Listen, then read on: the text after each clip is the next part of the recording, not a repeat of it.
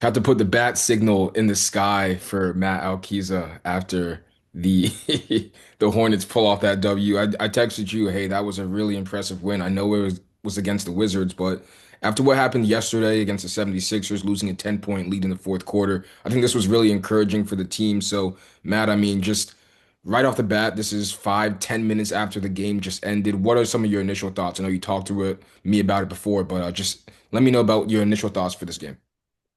Yeah, credit to Charles Lee tonight and his staff.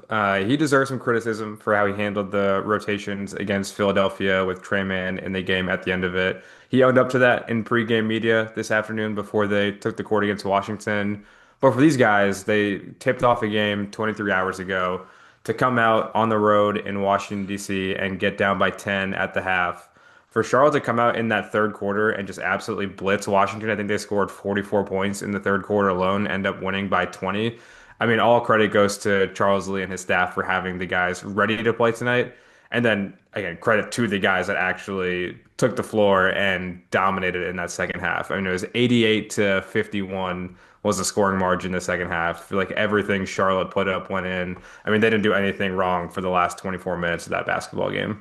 Yeah, Washington have so many guys and they're giving them all a run in hopes of, a couple of those guys hitting. And it seems like they have veterans like CJ McCollum and Chris Middleton to try and slow down the team and stop the bleeding when the team starts to carterize, right? My question to you, Matt, is what did you see that led to the third quarter and fourth quarter run? You touched on how much of a discrepancy it was between both teams in the second half, but what things led to what we saw from the Hornets pulling away in that game?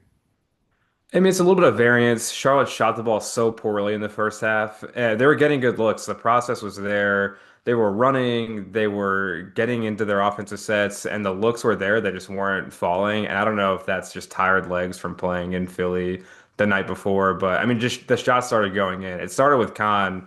I mean, just going crazy to start the third quarter. Really, like turning the key of the Charlotte offense is what Khan did, and then LaMelo and Colin Sexton really like drove the car through the third quarter. I mean, we've been on this podcast for 3 minutes and we haven't said LaMelo Ball's name. I mean, he was just like sublime tonight. 38 points, 13 rebounds, 13 assists, the most points ever in a triple double by a member of the Hornets. I mean, he was so good, just pulling the strings. I love when LaMelo is, pulling from deep. His ability to make shots from 5 feet behind the three-point line is like unparalleled in the NBA outside of Golden State and Steph Curry. But when he turns into like playmaker LaMelo Ball, it is just like a whole nother world that he can open up for this Hornets offense. The 10th assist he got tonight, he threw a like right-handed fadeaway cross-court skip pass to the opposite corner for Miles Bridges, who knocked down a corner three. It's just like the type of pass that only a guy that is 6'7" with elite vision and the audacity to just make stuff up on a basketball court can make. And he put it right in the shooting pocket. I feel like he bent the basketball like it was, what was that movie? Like Shooter, when they would bend the bullets like forever ago. That's Mark what it felt like. Wahlberg. Yeah, Yeah. when LaMelo threw that pass to Miles Bridges. So, I mean, he was unbelievable tonight. He really took over the game in the third quarter. Khan set the table, LaMelo Ball, and again, Colin Sexton really just like took the ball and ran with it to blow out the Wizards in that quarter. Yeah, there was a point in that game where Colin Sexton just realized I can get downhill and get to the foul line or get a layup anytime I want. And it was cool because you could kind of hear the mic, the hot mic, the entire game. And you Hmm could see or hear Colin Sexton when he had the layups. He's like, oh, too slow. Just taunting the guys Yeah. as he's going by them for the layups, which was really cool to see. Having that constant rim pressure allowed guys like Con Knippel to feed on those three-pointers. But you mentioned the LaMelo assist to Miles Bridges. I want to mention the LaMelo assist to Miles Bridges for the slam in Yeah. order to get a triple double, where Miles slipped that screen so well. And it gets me thinking about that chemistry. These guys don't need to talk to know where the other's going to be. And that's why I'm so optimistic about this team because Sion James and Colin Knippel and Ryan Kalkbrenner are rookies. And who knows what they'll look like at the end of an 82 game season. We're game three in, and we're seeing this already. You mentioned Colin Knippel. Talk about Ryan Kalkbrenner, who didn't have a crazy game, but can still impact the game out on the court. And then Sion James. I mean, we talked about it earlier. We both had stock on the island. We had bought some hmm property. Now we're thinking about maybe selling it, opening up a mom and pop shop on the island. Just talk about Sion James and how he's become an integral part of this team so early on in his NBA career. Charlotte has all of the offensive firepower that you can want, with LaMelo Ball running the show and Con Knipple knocking down open jumpers and Miles Bridges attacking the second side and operating in the pick and roll and Colin Sexton getting to the basket at will in transition and in the secondary break. They don't have a lockdown perimeter defender. At least we thought they didn't until Sion James burst onto the scene against Brooklyn in night one as what, the second guy off the bench after barely playing in the preseason. I wrote this morning over at Hornets on SI that it kind of felt like Charles Lee was like playing his cards close to his chest with Sion James. He just like didn't unleash him in the preseason just for him to be like the ace up his sleeve early on in the season. I mean, he's been so good at walling off drivers, like playing with like supreme physicality on the perimeter, getting up and blocking shots. I think he's like 6'3", 6'4", but he has crazy bounce and has already had a couple of highlight blocks Who was early the in the block season. he did he block in the third or fourth quarter? I think it might have been a big man going on a fast break and Sion blocked it, got the Mhm. momentum going back in the Hornets direction. It was insane. Yeah, I mean, he's the best defender on the team right now, on the perimeter at least. I mean, Ryan Kalkbrenner and Moussa Diabate are doing their thing in the paint, but you can stick Sion on a primary ball handler on an opposing team and trust that he's going to at least do an average job at shutting them down. And I think this is part of what Charlotte was doing when they drafted Sion, when they drafted Ryan Kalkbrenner in the second round. These are guys that spent 4 or 5 years in college, and they're ready to contribute on an NBA team right now because they just played so much basketball in college. And I think that's a conversation for a different day. Like the meta going forward is to be drafting these older guys in the second round when you're paying them like pennies on a cheap contract compared to what they'll make down the line, but they can come in and impact the game right away. So like you're getting so much more value than the dollar that you're paying for these guys. I mean, Sion has been incredible through 3 games. Even tonight on offense, like pulling down offensive rebounds, making plays in the short roll. He hit 3 threes tonight, which is like not a part of his game that you expect him to contribute right away. So I've been blown away by how good Sion has been and how just important he is for this team right now, especially with Josh Green on the bench. Yeah, I've mentioned how, if you're in the right spot constantly, at some point it stops being luck and it becomes a skill. Where it Absolutely. seems like Sion James is always in the right spot. He's able to sneak and find rebounds that create second chance opportunities for his team. And when you talk about the 3-point opportunities that he's getting to, you got to think these are all being given to him. These are soft closeouts by defenders. These are him catching them in stride. These are him catching them off swing passes. And I know it's still a deficiency in his game, but when you're getting those types of looks, rather than maybe a different guy like Con Knipples looks, I think it's a little easier for him to, maybe make those threes. I mentioned And how what the and what Wizards, you and what you love to yeah, see from Sion is he made 2 threes in a row. He got on this like the next possession, he got the ball got kicked out to him, and he gave a little pump fake and attacked the closeout and got to the rim and knocked down 2 free throws. That's just like the kind of heady play that you expect from a guy like Sion, who's not going to beat you like off the dribble all that often. But when he's given the chance, he's going to execute. When you give him a hard closeout, he knows that I'm not the kind of guy that's going to shoot over a defender closing out hard. So let me give you a little pump fake, take a hard dribble and get fouled and knock down 2 free throws. like you said, the second round is where you can find those guys constantly. And at a certain point, I hope, like you mentioned, maybe the meta, I hope teams realize, why don't I take these guys higher than when I'm taking them? Hmm. Because they constantly, reward the teams that draft them. I talked about the Wizards and how they don't have much structure right now. The Hornets are the opposite. There's so much structure on this Hornets team. It seems like Hmm. they have clear and defined roles. You have a clear and defined primary ball handler, a clear and defined secondary ball handler. You have a slasher who's a paint threat and a secondary playmaker in Miles Bridges. You have a traditional center and you have utility players that can space the floor. So we didn't see Brandon Miller in this lineup tonight. How does he not fit into this lineup? Because of course he's a staple in here. But talking about his role when you have all of these guys, how can Brandon be at his best next to these guys as well? The nice part about having these defined roles is that everyone can do a little bit of everything in each of them. It's not just LaMelo Ball bringing the ball up the floor every time. It's not always Colin Sexton initiating the action. We saw multiple times tonight, like Sexton or Trey Mann would initiate the play as a primary ball handler, and LaMelo would be in the corner, and he would get an open catch and shoot jumper that is just money for him in the short corner.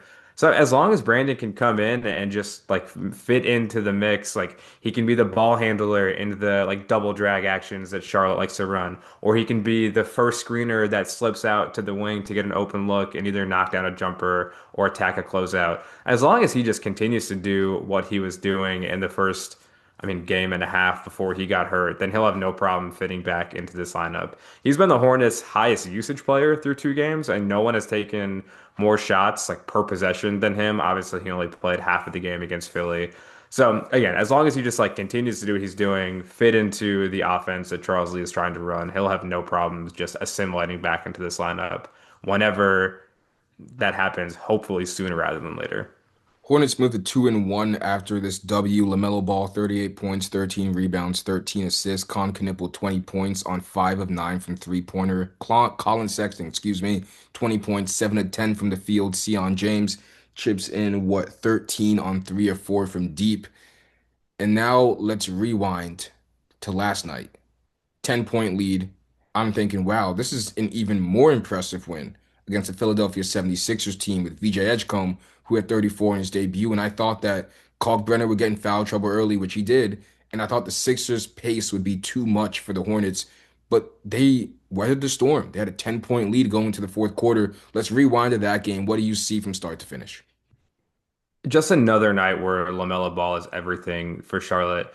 There, there is just this has been this beautiful marriage through 3 games of LaMelo Ball like being the great playmaker, shot maker, straw that stirs the drink, while also, playing off ball, while also getting on the second side of the action, which allows him then on the defensive side of the floor to be more active, to get his hands in passing lanes, to kind of like use all 6 fouls that he has and like using his energy on that side of the floor. And he was great again last night. I mean, the headlines are going to be, and the headlines were, LaMelo Ball not a winning player because he took that awkward 3-point attempt in the last minute of the game. But as someone who has watched a lot of LaMelo Ball's career, obviously, people who watch him night to night just know that you have to live with decisions like that because you get nights like tonight and you get moments like tonight where he hits a step back 3-pointer and the crowd, you can hear a pin drop in the crowd on the road or it electrifies the Spectrum Center. That's just who he is, man. Like he is a winning basketball player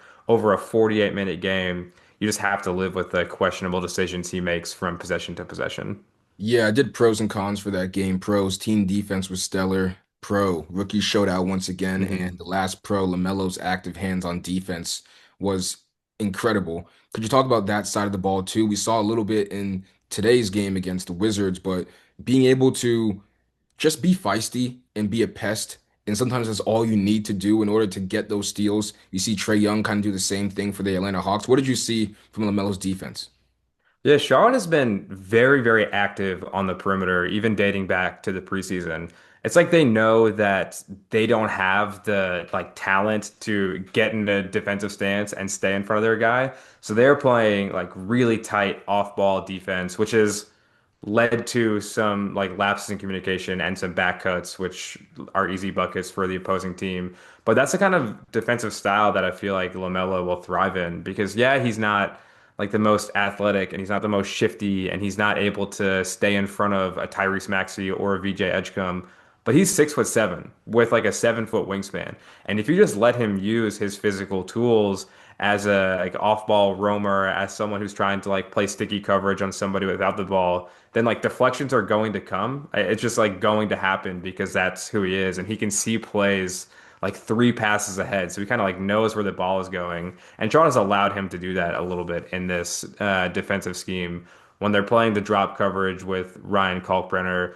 LaMelo does those like rear view contests a lot where he's getting like behind the ball handler that is snaking the pick and roll, allowing them to shoot a long jumper. So yeah, I mean, team defense wise, Charlotte is giving up a ton of points, but when they're playing as fast as they want to, that's just going to be the name of the game for this team going forward. So it's going to lead to some really fun basketball games, but some gaudy stat lines on both sides. So even though Charlotte has given up a lot of points, I think there are some positives to take away from defense as well, specifically from LaMelo Ball and what he's done these past 2 games. Yeah, there's some really interesting matchups that the rookies and just the team overall kind of has to face. And I say going into this game, this is one of the matchups where Ryan Kalkbrenner just has to learn the hard way that the Mhm. center position is incredibly versatile. where you have Joel Embiid easily walking into a three-pointer, giving you the swing through, gets to the foul line, and can also bully you in the paint. There's so many things that he can do as a center. And then Con Knipple, how would he have been able to match or handle the speed of a VJ Edgecombe and the Colin Sexton going downhill?